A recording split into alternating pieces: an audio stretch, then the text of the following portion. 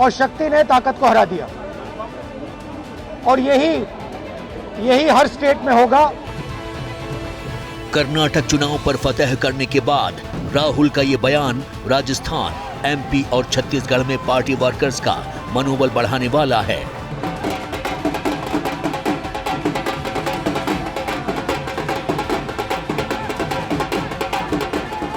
राहुल का फोकस विधानसभा चुनाव पर होगा, लेकिन ये भी दुरुस्त है कि हर चुनाव के साथ अब 24 की बात होगी। लोकसभा चुनाव का जिक्र होगा, प्रधानमंत्री पर कांग्रेस के अटैक तेज होंगे। यकीन न हो तो छत्तीसगढ़ के सीएम भूपेश बघेल को सुन लीजिए।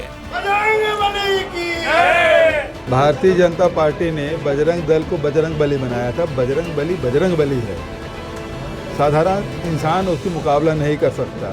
तो आज कर्नाटक में जो रिजल्ट आया है वो भ्रष्टाचारियों के सर पे गदा पड़ा है। ये हार जो है वो नरेंद्र मोदी की हार है। राजस्थान में कांग्रेस पार्टी की सरकार है, बीजेपी को कमबैक की उम्मीद है, लेकिन गहलोत पूरी ताकत लगा रहे हैं। मगर इस बीच पार्टी इंटरनल फाइट सुलझाने की कोशिश में है। गहलोत के सामने पायलट ने मोर्चा खोला है। पार्टी लीडरशिप लगातार पायलट को पैसिफाई कर रही है।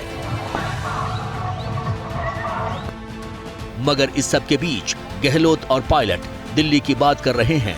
कर्नाटक चुनाव नतीजों के टेम्पलेट दूसरे राज्यों में रिपीट होने का दावा कर रहे हैं।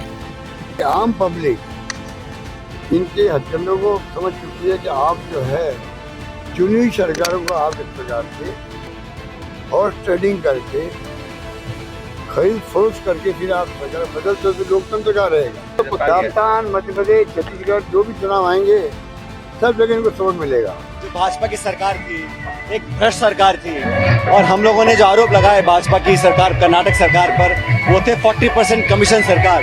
वो लोगों को समझ में आया और लोगों ने इस बात को देखकर भाजपा को वहां से बेदखल किया है और भारी बहुमत कांग्रेस को दिया है। ये इशू ऐसा इम्पोर्टेंट था, उसको लेके लोगों ने एक तरफा जीत दिलाई है।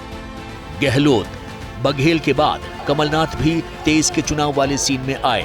उनके निशाने पर शिवराज सरकार के साथ पीएम मोदी थे, यानी 24 के चुनावी चैप्टर पर भी कमेंट कर गए। कर्नाटक बुद्धिजीवियों का हब है। जो परिणाम आए, आधी सीटें भी, 50 सीटें कांग्रेस को मिली, उसकी आधी सीटें भी बीजेपी को नहीं मिली। मोदी जी ने अपनी पूरी ताकत लगा ली।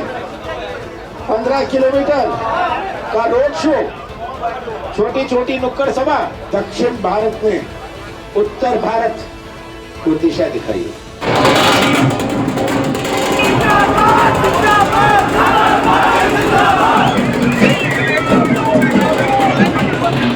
कर्नाटक की जीत के बाद यह तय है कि स्टेट यूनिट के साथ कांग्रेस की सेंट्रल लीडरशिप भी अब हिंदी बेल्ट के चुनाव के लिए नई ऊर्जा के साथ मैदान में उतरने के लिए जोर लगाएगी। हो सकता है कि चुनावी राज्यों में राहुल और प्रियंका गांधी की विजिट्स भी बढ़ जाएं, लेकिन इतना जरूर है कि कर्नाटक चुनाव के बाद कांग्रेस स्टेट लीडरशिप और स्टेट लीडर्स को आगे बढ़ाने का काम तेजी से करेगी। लोकल लीडर्स को प्रमोट करने का असर कर्नाटक में दिखा। हो सकता है यही टेम्पलेट दूसरे राज्यों में भी नजर आए।